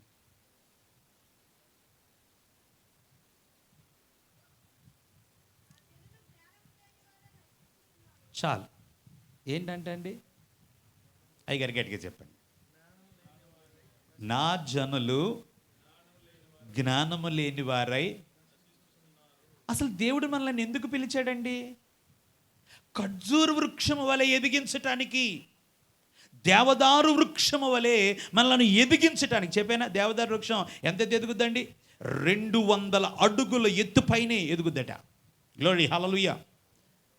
అది రీసెంట్గా మొన్న న్యూయార్క్ నుంచి, అమెరికా వెళ్ళినప్పుడు న్యూయార్క్ నుంచి ఒనియాంట అనేటువంటి సిటీకి వెళ్తున్నాను. అబ్బా, అక్కడ ఆ సౌందర్యం అంతా కూడా చూస్తే, ఆ కొండల మీద, ఉదాహరణకి కాశ్మీరు కొండల మీద చెట్లు అవన్నీ ఉంటాయి చూసారా, అట్లాగే ఎంతో అద్భుతమైనటువంటి కొండలు, చాలా ఆ కలర్స్ అన్నీ కూడా డిఫరెంట్ ఆకులతో ఉన్నటువంటి, కలర్స్తో ఉన్నటువంటి ఆకులు ఉన్నాయి. ఆ ఆకుల చెట్ల మధ్యలో ఈ ఏమిటి అంటే దేవదారు వృక్షాలు ఒక్కొక్కటి అసలు 100 ఏంటి 150 అడుగులు ఎత్తు ఉన్నదా అన్నట్టు. అది కొండ. ఏంటండి? కొండ మీద ఈ చెట్టు ఎంత ఎత్తు ఎదిగింది అని అంటే 100 అడుగుల పైన. నాకు కనిపించింది ఏమిటి అని అంటే 100 అడుగుల పైన ఉన్నటువంటి వృక్షాలు. గ్లోరీ హల్లెలూయా. అసలు చూస్తుంటే అసలు కంటికి ఎంత రమ్యముగా కనబడుతుందో చెప్పలేను. అలాగే దేవుడు మన పట్ల నీతిమంతులను ఎలా హెచ్చిస్తాడంటే అండి, దేవదారు వృక్షము వలె. అది ఎంత ఎత్తు ఎదుగుతుందంటే 200 అడుగుల ఎత్తు ఎంతైతే ఎదుగుతుందో, అంటే మనందరి పట్ల కూడా దేవుడు అటువంటి ఉద్దేశము, అటువంటి ప్రణాళిక కలిగి ఆయన మనలను ఏర్పాటు చేసుకున్నాడు. గ్లోరీ హల్లెలూయా. 14 బ్యాక్లాగ్స్ ఉండడం ఏంటి ఆ పిల్లోడికి? డల్లస్లో ఆ మంచి కంపెనీలో అతను ఉద్యోగం రావడం ఏంటి? ఆ సిటీలోనే 3 కోట్లు విలువైనటువంటి అద్భుతమైనటువంటి గృహాన్ని ఆ బిడ్డకి ఇవ్వడం ఏంటి? ఒక మాట అంటాడు, అయ్యగారు నేను ఎక్కువ మాట్లాడినండి పాస్టర్ గారు, నేను చాలా సాఫ్ట్గా మాట్లాడతాను. నేను ఆఫీస్లోకి వచ్చాను అని అంటే అందరూ పిన్ డ్రాప్ సైలెంట్గా ఉంటారండి. ఎందుకు? నేను ఎవరితోని మాట్లాడలేను, చాలా రిజర్వ్డ్గా ఉంటాను. అదే టైంలో నా నోట నుంచి ఏ మాట వస్తాదో అని వాళ్ళందరూ కూడా ఎదురు చూస్తారు. నేను ఏదైనా ఒక మాట చెప్పి ఆ ప్రాబ్లంకి సొల్యూషన్ చెప్తే వాళ్ళందరూ కూడా, అసలు ఏదైనా వాళ్ళకి ఏదైనా చిన్న ప్రాబ్లం వచ్చింది అంటే వాళ్ళ జాబ్లో అనమాట, సొల్యూషన్ కొరకు ఏ సమాధానం చెప్తాడని నా వైపు ఎదురు చూస్తారండి. వీడెవడండి? 14 బ్యాక్లాగ్స్ ఉన్నటువంటి వ్యక్తిని ఆయన సన్నిధిలో నిష్ఠా నియమాలు కలిగి జీవిస్తూ ఉన్నందుకు దేవుడు ఈ స్థితి నాకు ఇచ్చాడండి, నా ద్వారా కాదండి అని కన్నీళ్లతో చెప్పుకుని అతని యొక్క సాక్ష్యాన్ని చెప్పాడు. గ్లోరీ హల్లెలూయా. మనం ఆరాధించే దేవుడమ్మా. అమ్మ దయచేసి చెల్లెలారా గమనించండి, చదువుకుంటున్నటువంటి బిడ్డలారా గమనించండి, యవ్వన ప్రాయంలో ఉన్నటువంటి బిడ్డలారా దయచేసి గమనించండి. దేవుడు మంచి భవిష్యత్తు మీకు ఇచ్చాడు. చాలా కాలం ఉంది. ఈ యవ్వన ప్రాయంలోనే దేవుని గనక పట్టుకోవలసిన రీతిలో గట్టిగా పట్టుకుంటే మీ జీవితాలు మారిపోతాయి. అనేకులకు దీవెనకరమైనటువంటి వ్యక్తులుగా దేవుడు మిమ్మల్ని చేయడానికి ఆయన ఇష్టపడుతున్నాడు. సో ఇక్కడ ఏమన్నాడని చదువుకున్నాం కదా మనం, నా ప్రజలకు, నా జనులు జ్ఞానము లేని వారే నశిస్తున్నారు. ఏంటి? ఏ జ్ఞానం లేదు అంటే నా యొద్ద నుండి ఎలా ఆశీర్వాదాలు పొందుకోవాలో తగినటువంటి జ్ఞానం వారికి లేకుండా పోతుంది. నిజమే. ఆయన బిడ్డలకి ఇక్కడ కూర్చున్నాము అంటే మనందరము దీవించబడాలి. ఏ జ్ఞానం లేదో చెప్పండి. దైవిక జ్ఞానం లేదు, లోక జ్ఞానం చాలా ఉంది. ఏమిటండి? లోక జ్ఞానం చాలా ఉంది. మనకు కావాల్సింది ఏంటి అంటే దైవిక జ్ఞానం. ఏమిటి ఆ దైవిక జ్ఞానం అంటే అదే వచనంలో ఇక కిందన అంటాడనమాట, మీరు ధర్మశాస్త్రమును చదవనమాట, మీరు మీ దేవుని ధర్మశాస్త్రమును మరచితిరి గనుక నేనును మీ కుమారులను మరుతును. ఈ మాట చదివేటప్పుడు అండి నాకు చాలా భయం అనిపించింది. మరి మీకు ఎలా అనిపిస్తుంది ఏంటో? అందరూ ఇక్కడే ఉన్నారమ్మా, ఇక్కడే ఉన్న వాళ్ళ చేతులు పైకి ఎత్తండి. జనరల్గా ఏంటంటే బాడీ ప్రజెంట్గా ఉంటుంది కానీ మైండ్ అటు ఇటు తిరుగుతుంది అనమాట. దయచేసి కొద్ది నిమిషాలు నా మాట వినాలని మనం చేస్తున్నాను. ప్రియమైన దేవుని బిడ్డలారా, మనము దీన్ని మరిచితే, మీరు ఏమన్నారంటండి? మీరు ధర్మశాస్త్రమును మరచితిరి గనుక నేనును మీ కుమారులను మరచుదును. అబ్బా, ఎంత నొప్పు కలుగుతుందో చెప్పండి. ఒకవేళ మనము వాక్యానికి కానీ లేకపోతే ధర్మశాస్త్రానికి కానీ దేవుని యొక్క సన్నిధికి కానీ మనము దూరం అయ్యామనుకోండి, ఆయన ఏమైపోతాడంటే అండి, మనం మర్చిపోయామనుకోండి, ఆయన కూడా మన సంతానాన్ని, మన బిడ్డలకి ఆయన దూరం అయిపోతాడంట.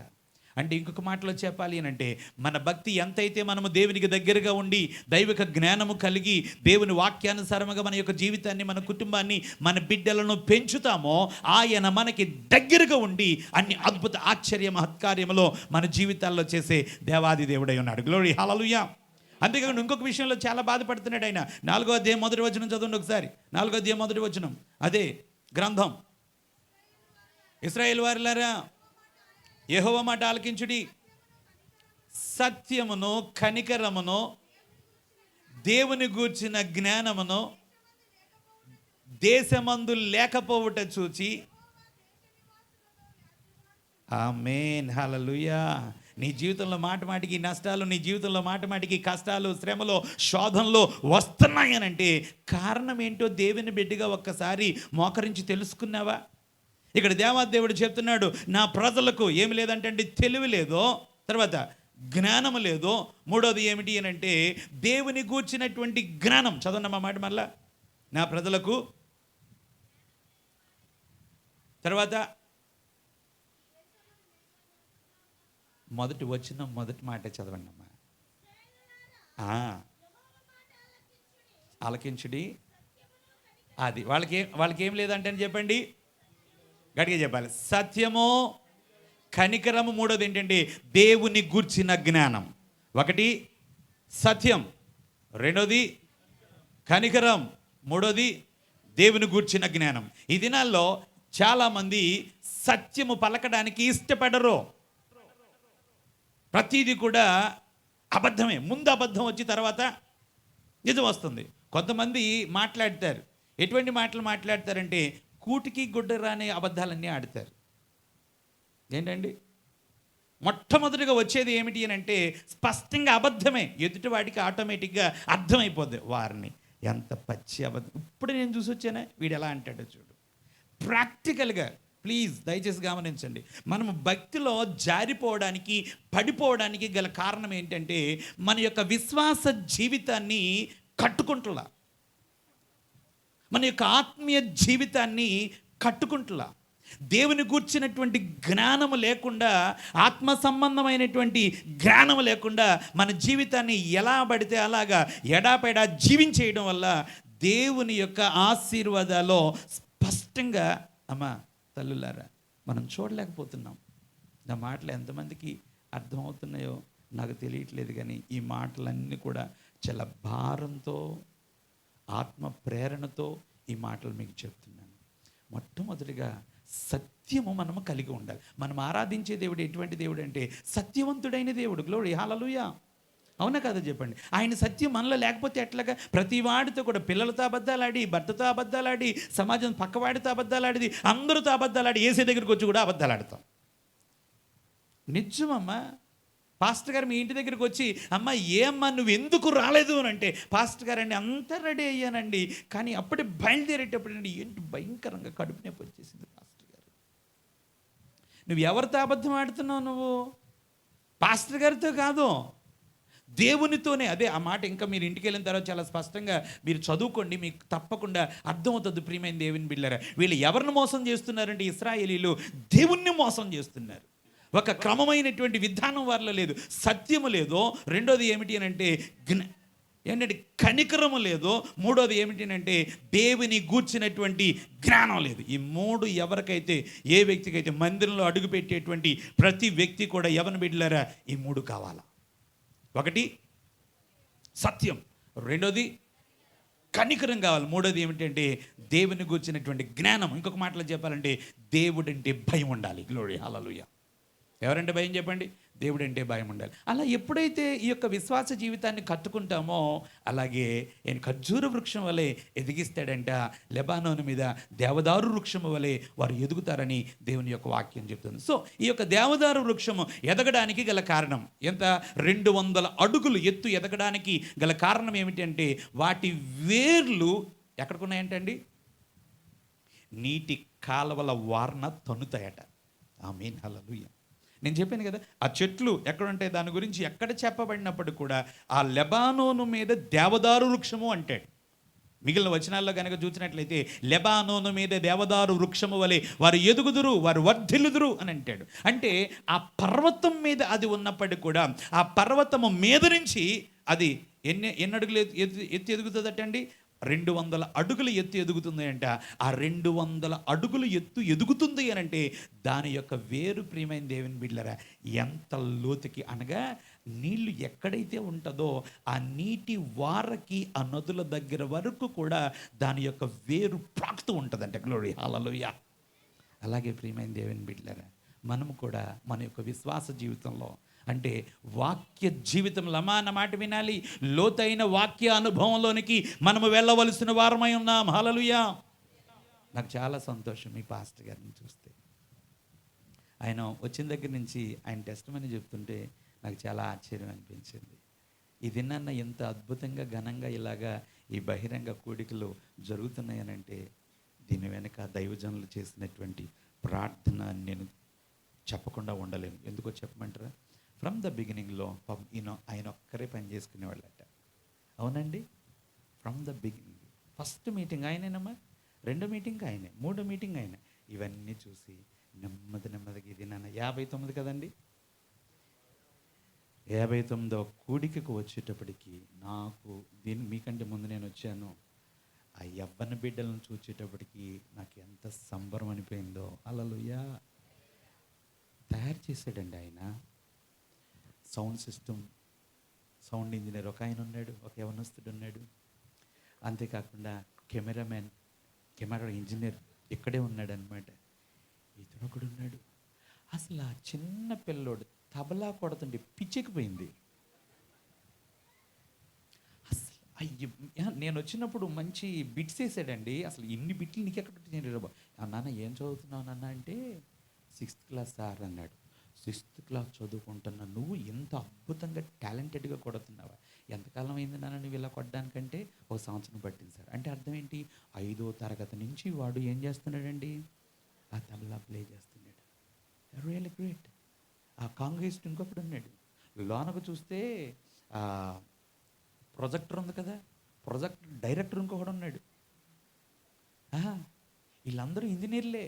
ఒకటి కెమెరా ఇంజనీర్ అయితే, ఒకటి సౌండ్ ఇంజనీర్ అయితే, ఒకటి తబలా ఇంజనీర్ అయితే, అక్కడ ప్రొజెక్టర్ ఇంజనీర్. ఎంతమందిని దేవుడు ఇచ్చాడు. గ్లోరీ హల్లెలూయా. నేను ఎందుకు చెప్తున్నానంటే విచిత్రం ఏంటి అని అంటే, పాస్టర్ గారు ఇది నన్నంతా నాతోనే ఉన్నారు, కానీ ఆయన ఇక్కడికి వచ్చేటప్పటికి స్టేజ్ రెడీ అయిపోయింది, సౌండ్ సిస్టమ్ రెడీ అయిపోయింది, ఆ మ్యూజికల్ ఇన్స్ట్రుమెంట్స్ రెడీ అయిపోయింది. ఇదంతా కూడా అద్భుతంగా మొట్టమొదట ఇవన్నీ కూడా నేను చేసుకునేవాడిని. నెమ్మదిగా తర్ఫీదు చేశానండి. గ్లోరీ హల్లెలూయా. ఇది ఇలా కాదండి, ఇంకా వినూత్నమైన రీతిలో ఈ పరిచర్యను ఆశీర్వదింపబోతున్నాడు. ఆమేన్ హల్లెలూయా. గట్టిగా చెప్పండి హల్లెలూయా. అంటే మన పరిచర్యలు కానీ, మన కుటుంబాలు కానీ, మన జీవితాలు కానీ ఎదగాలన్నదే దేవుని ఉద్దేశం. అవునా కదా చెప్పండి. ఎలా ఎదిగిస్తాడంట? ఖర్జూర వృక్షం వల్ల ఎదిగిస్తాడంట. 100 అడుగులు. లెబానోను మీద లెబానోను అని అంటే అదొక పర్వతం. పర్వతమే ఎత్తుగా ఉంటుంది. మీకు తెలుసు పర్వతాలు ఇక్కడ ఉన్నాయి కదా, కొండలు ఉన్నాయి కదా. కొండ ఎలా ఉంటుందండి? ఎత్తుగా ఉంటుంది.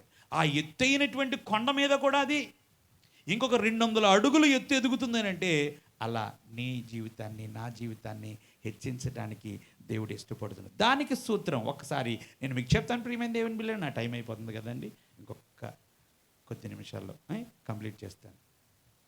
ఆకలిస్తుందన్న వాళ్ళ చేతులు పైకెత్తండి. మీ అందరికి ఆకలి అయిపోతే ఎందుకు కూర్చున్నారా? వాక్యపు ఆకలి ఉండాలి, ఆత్మ సంబంధమైన ఆకలి ఉండాలి. ఆకలి లేదంటున్నారు ఏంటమ్మా మీరు తినేది ఏంటి ఇప్పుడు? ఆత్మీయ ఆహారం. ఆకలి లేకపోతే ఎలాగ? నేను ఎంత చెప్పినా దండకి ఆకలి లేదంటున్నారు పాస్టర్ గారు. ఇప్పుడు ఆకలి వేస్తుందన్న వాళ్ళ చేతులు పైకెత్తండి. ఆకలి వేస్తుంది అన్న వాళ్ళు. అమ్మో, మీరు చాలా జ్ఞానవంతులు అన్నమాట. Glory, hallelujah. So I don't waste my time. ఇక్కడ గమనించినట్లయితే లెబానోను మీద దేవదారు వృక్షం. ఈ దేవదారు వృక్షం యొక్క వేర్లు చాలా లోతుగా ఉంటాయి. నా మాట గమనించి, మనము వాక్యపు లోతైన అనుభవంలోనికి వెళ్ళాలా. వాక్యం తెలియకుండా విశ్వాస జీవితాన్ని జీవించలేం. ఆమె చెప్పండి అందరూ. మనం స్థిరమైనటువంటి విశ్వాస జీవితాన్ని కొనసాగించాలి అని అంటే ఈ జ్ఞానం కావాలి మనకి. ఏ జ్ఞానం అండి? వాక్య జ్ఞానం కావాలి. ప్రతి వారు కూడా వాక్యం చదవాలి. ఆమె చెప్పండి అందరూ గడిగా. మీరు దీవించబడాలన్నా, ఆశీర్వదింపబడాలన్నా, వర్ధిల్లాలన్నా దానికి సూత్రం, దానికి ప్రిన్సిపల్ వాక్యంలోనే చెప్తుంది. ఏమిటి అని అంటే, అతడు నీటి కాలువల వలన నాటబడినది, ఆకువాడక తన కాలమందు ఫలమిచ్చే చెట్టు వలె నుండును, అతడు చేయునదంతయు సఫలమగును. హల్లెలూయా. అతడంటే ఎవరండి? వాక్యం చదివేవాడు. అందుకని దేవుని బిడ్డలమైన మనం, యవనస్తులైనటువంటి మీరందరూ కూడా ప్రియమైన దేవుని బిడ్డలారా, క్షుణ్ణంగా వాక్యాన్ని చదవడం నేర్చుకోండి. క్షుణ్ణంగా వాక్యాన్ని ధ్యానం చేయడం నేర్చుకోండి. వాక్యపు లోతుల్లోనికి వెళ్ళండి. అప్పుడే నూతనమైనటువంటి విషయాలు పరిశుద్ధాత్మ దేవుడు మీకెంతగానో మీకు వివరిస్తాడని ప్రభు పేరిట మీకు మనవి చేస్తున్నాను. హల్లెలూయా. వాక్యపు లోతులే కాకుండా ప్రార్థన లోతుల్లోనికి వెళ్ళాలి. ప్రార్థించే అనుభవం కావాలి. ఏంటంటే ఏదో ప్రాక్టికల్గా పెదాల నుంచి వచ్చేటువంటి ప్రార్థన కాదు, కానీ మనం చేసే ప్రార్థన ఎక్కడి నుంచి రావాలి అని అంటే హృదయ లోతుల్లో నుంచి రావాలి. ఆమెన్ చెప్పండి అందరూ గట్టిగా చెప్పాలి. ప్రార్థించమంటే కన్నీరు రావడం కాదు. కన్నీరు జనరల్గా వస్తాయి, ఏదైనా బాధతో ఆటోమేటిక్గా కన్నీళ్ళు వస్తాయి. దానికంటే ప్రియమైన దేవుని బిడ్డలారా, ముక్కమంట రసం రావాలంతే. అది ఎప్పుడు వస్తుంది చెప్పమంటారా? పేగులు మెలితిరిగినప్పుడు వస్తుంది.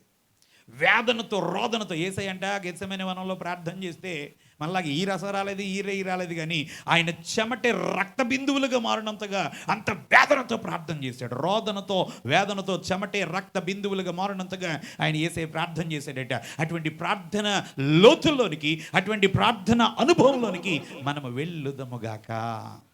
ఆమేన్. హల్లెలూయా. ఉత్తుత్తి భక్తి చేయబాకండి అమ్మా, పై భక్తి చేయబాకండి. నామకార్థపు భక్తి మనకు వద్దు.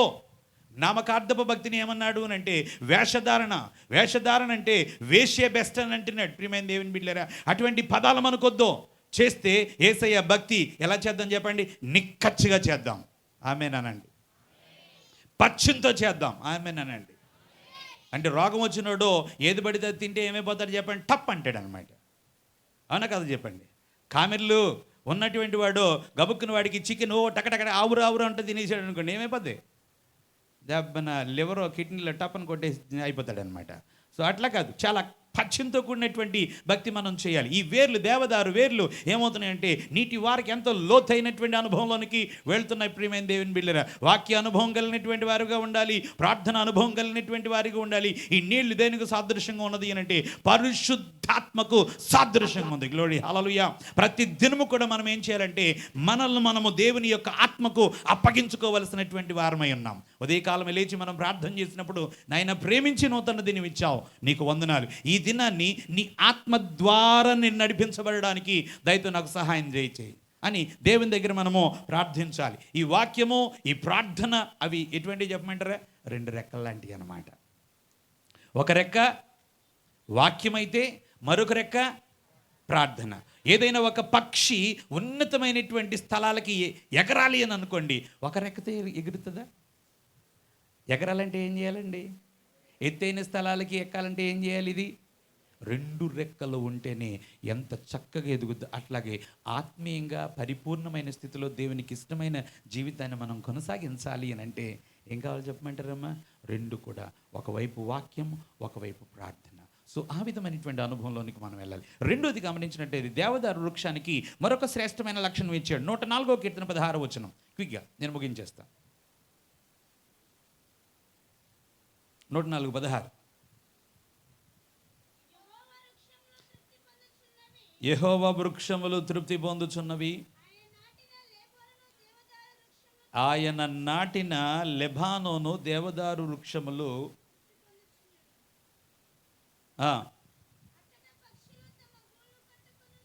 అచ్చట పక్షులు తమ గూళ్ళు కట్టుకొనును. చాలమ్మా. ఏంటంటే ఈ దేవదారు వృక్షాలు ఎదిగితేనంటండి, హలో అమ్మా, ఈ దేవదారు వృక్షాలు ఎదిగితే ఈ ఎదిగినటువంటి యొక్క వృక్షాల మీద పక్షులు ఏం చేస్తున్నాయంట? గుళ్ళు కట్టుకుని నివాసం చేస్తున్నాయంట. చేతులు బయదాల్లో చెప్దాం, గట్టిగా చెప్పండి. అంటే దేవుడు నిన్ను నన్ను ఏం చేయబోతున్నాడు అని అంటే అనేకులకు ఆశ్రయముగా, అనేకులకు ఆశ్రయాన్ని కల్పించేవారిగా, అనేకులకు ఆశ్రయాన్ని ఇచ్చేటంతటి రీతిలో దేవుడు నిన్ను నన్ను ఆశీర్వదించలేకపోతున్నాడు. హల్లెలూయా. ఎదిగిందంట. ఏదండి? ఈ దేవదారు వృక్షం ఎదిగిందంట. ఈ వ్రేళ్ళు బాగా తన్నుట ద్వారా, అట్లాగే మనము ప్రార్థనలోను వాక్యంలోను ఎదుగుతూ దేవుని యొక్క చిత్తానుసారంగా ఎప్పుడైతే మన విశ్వాస జీవితాన్ని కొనసాగిస్తామో ఉన్న స్థితిలో కాకుండా దేవుడు అంచెలంచెలుగా ఆశీర్వదించే దేవుడై ఉన్నాడు. గ్లోరీ హల్లెలూయా. యోబు రాసినటువంటి గ్రంథం, దయచేసి చదవండి క్విక్గా. యోబు రాసినటువంటి గ్రంథం 8వ అధ్యాయం 5వ వచనం. క్విక్గా చదవాలి. 8:5. ఎలా వెతకాలంటమ్మా? ఉత్తిగా కాదు, ఏదో పైనే కాదు, ఏదో పాస్టర్ గారు చెప్తే బైబిల్ పట్టుకుని పరిగెట్టుకుని మందిరంలోకి వచ్చేస్తే కాదు. దేవుని ఎలా వెతుకుదాం? అందరూ చెప్పండిరా, అందరూ చెప్పాలి. ఇంకా గట్టిగా చెప్పాలా? ఇంకా గట్టిగా చెప్పండి. జాగ్రత్తగా దేవుని వెతుకుదముగాక.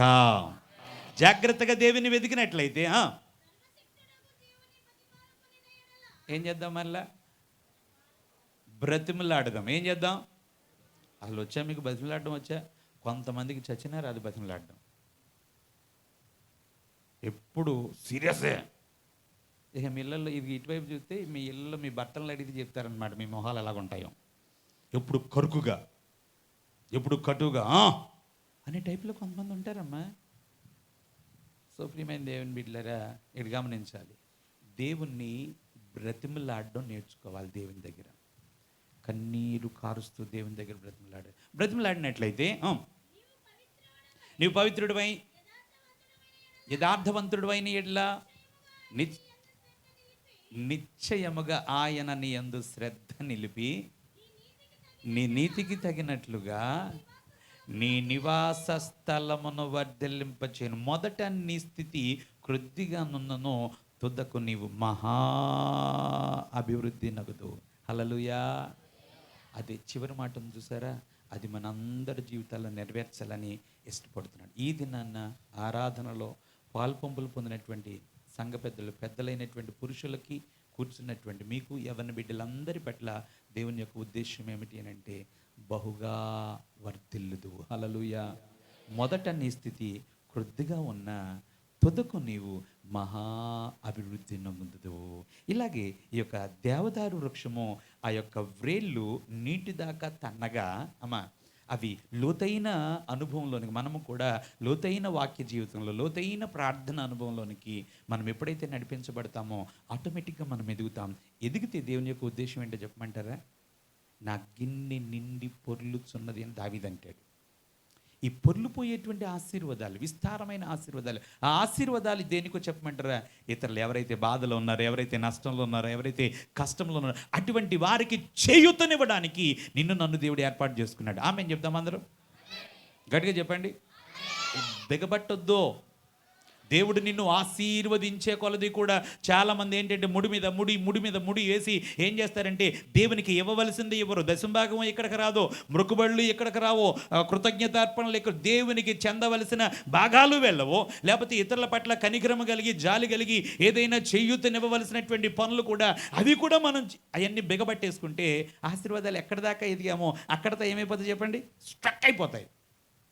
మనం ఎప్పుడైతే దేవుని యొక్క వాక్యానుసారముగా కనికరము చూపించి దేవునికి ఇవ్వవలసిన దేవుని భాగాలు లేకపోతే ఇతరుల పట్ల చూపవలసినటువంటి కనికర సంబంధమైనటువంటి సహాయాలు మనం ఎప్పుడైతే ఇస్తూ ఉంటామో నిశ్చయముగా నమ్మండి, దేవుడు ఇంకా ఆశీర్వదిస్తాడట. గ్లోరీ హల్లెలూయా. మహా అభివృద్ధి నొగదువు అని అంటాడు. ఇక్కడ కూడా ఇంకొక మాట అపోస్తలుడైనటువంటి పౌలు ఫిలోమోనుతో చెప్తున్నటువంటి మాట ఏమిటంటే 1:7 చదవండి. 1:7 క్విక్గా.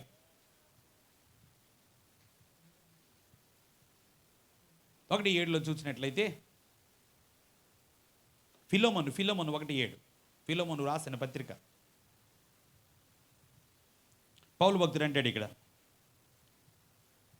పరిశుద్ధుల హృదయములు నీ మూలముగా విశ్రాంతి పొందినందున నీ ప్రేమను బట్టి విశేషమైన ఆనందము ఆదరణ నాకు కలుగుచుండెను. గ్లోరీ హల్లెలూయా.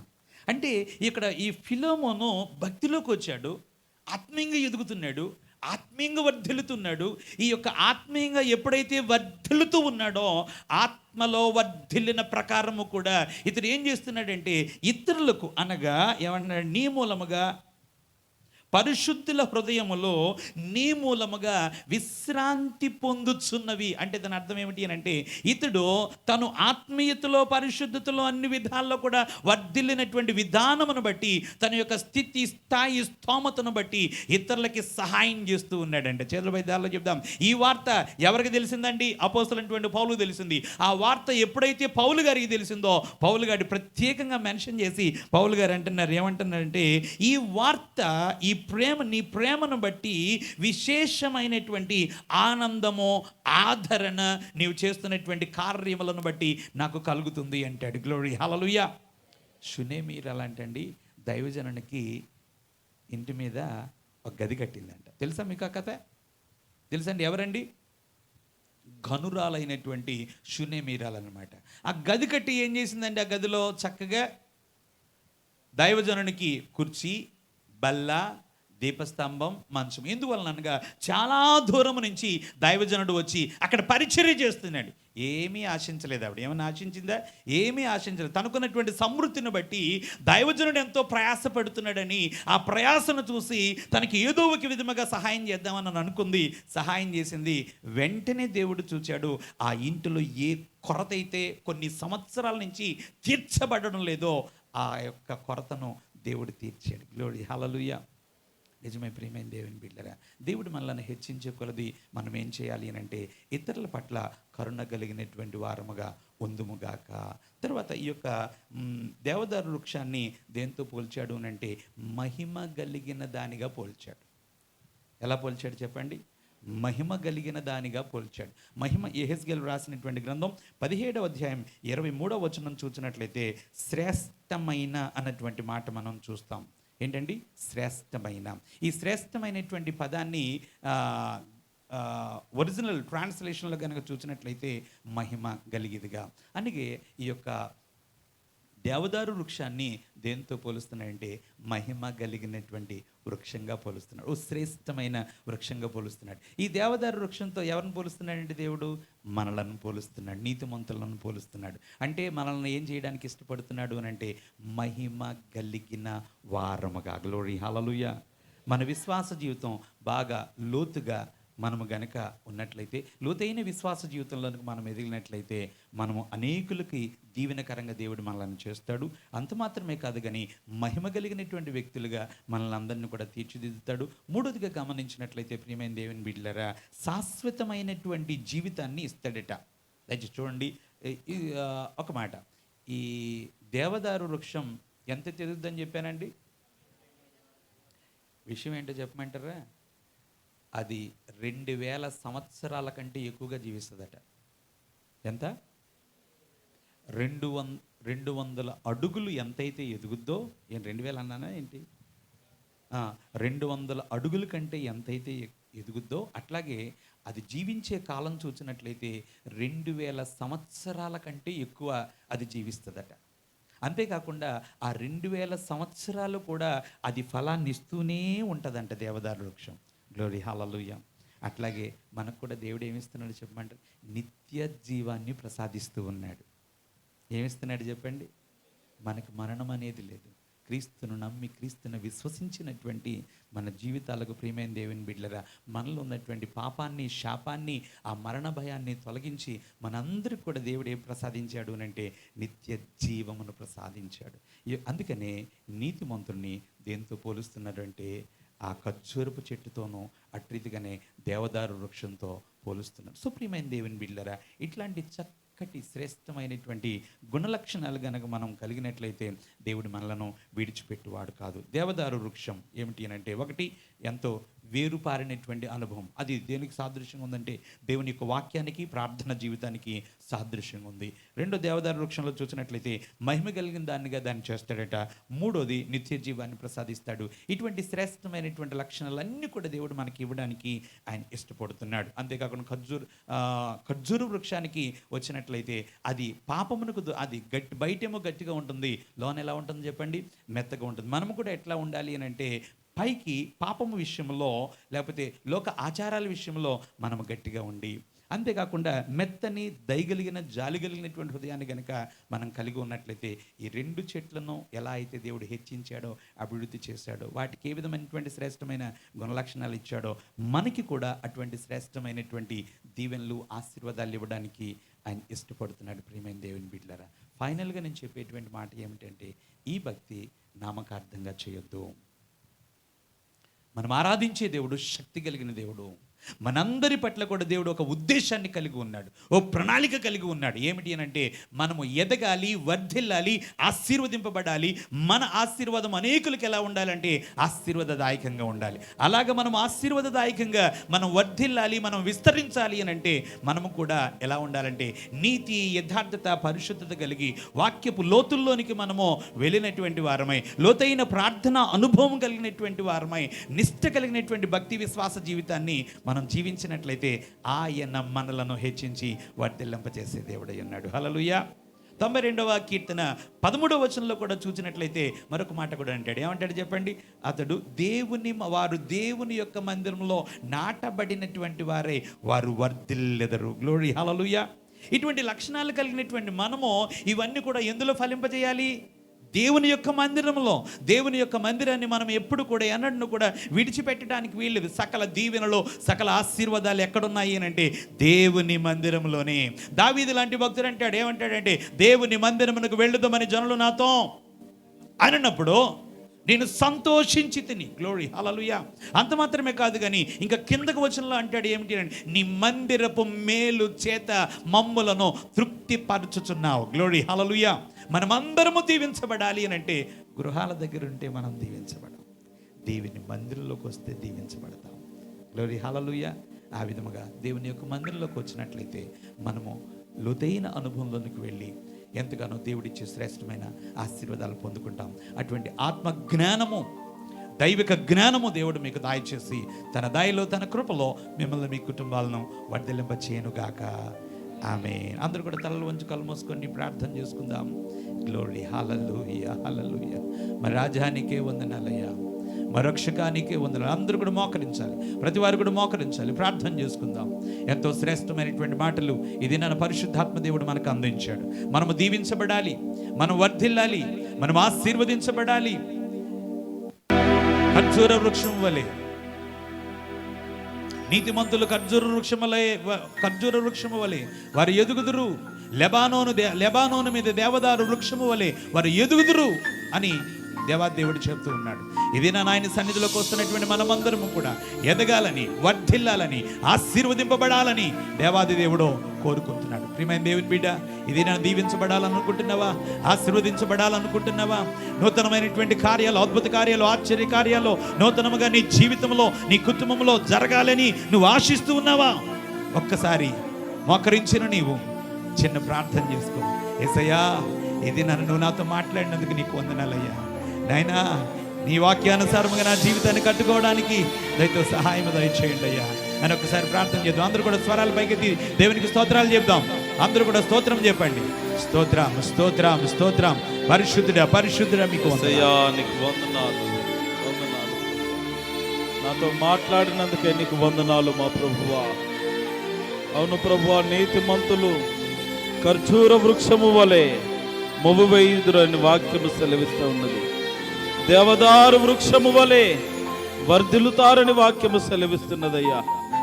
మా ప్రభువా, మరి నేటి నుండి మేము దేవుని మందిరానికి వచ్చి, నీ ఆలయానికి వచ్చి, నీ సన్నిధిలో గడిపి సంతోషముతో నిన్ను అనునిత్యము స్తుతించి నీ మాటలు విని మా ప్రభువా, నేను కూడా ఇదిగో ఖర్జూర వృక్షము వలె వర్ధిల్లునట్లుగా కృప చూపించండి. ఇదిగో మా ప్రభువా, పాపభూషమైన కార్యాలకు నేను గట్టిగా నిలబడి వాటిని నా లోపలికి రాకుండా నన్ను నేను కాపాడుకోవడానికి శక్తినియండి. నా లోపల మెత్తని హృదయము దయచేయండి, మెత్తని మనసు దయచేయండి, దైవిక జ్ఞానమును దయచేయండి, నాలో సత్యమును దయచేయండి, నాలో కనికరమును దయచేయండి. ఆ రీతిగా ఖర్జూర వృక్షము వలె నేను మొవ్వు వేయినట్లుగా, ఫలించినట్లుగా, దీవించబడినట్లుగా నన్ను చేయము ప్రభు అంటూ దేవుని సన్నిధిలో వేడుకుందాం.